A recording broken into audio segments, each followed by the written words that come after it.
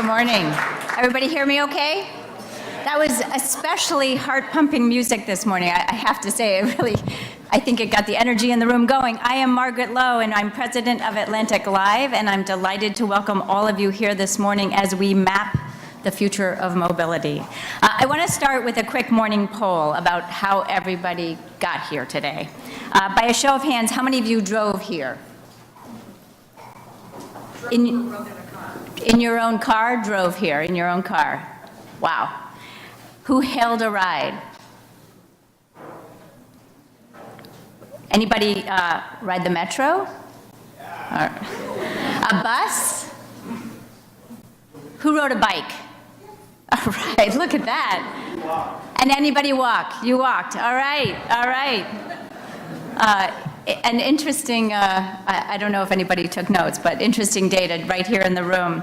Now let's look into the future for a minute. In 10 years, by the year 2027, how many of you think making the same trip will be very different? The pace of change is pretty breathtaking, isn't it? We've already adopted to enormous change. Bike sharing, card sharing, ride sharing, sensors that track congestion, software that allows cars to virtually see where other cars on the road are going, troves of data that help planners understand mobility patterns, and early prototypes of self-driving cars on the streets.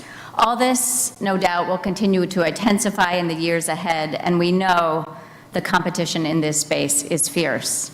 But no one company and no one city or state or even the federal government can determine the future independently. So paving the road ahead will require input from public and private sectors working together to create a sustainable and safe future. We've got a great lineup this morning to help us imagine that future. Before I do that, before I introduce our first session, I want to thank our underwriter, Uber, for making this morning possible. Thank you so much. A few practical notes. Silence your cell phones, please, but don't put them away because we'd love you to join the conversation on Twitter. Our hashtag is AtlanticMobility, and we want you to be part of the conversation in the room too, so we'll leave time for your questions after the sessions. To help us understand what is coming down the pike, please welcome Linda Bailey. She's Executive Director of the National Association of City Transportation Officials. Hi, Linda. Reginald Verrea is a researcher at the Virginia Tech Transportation Institute. Welcome.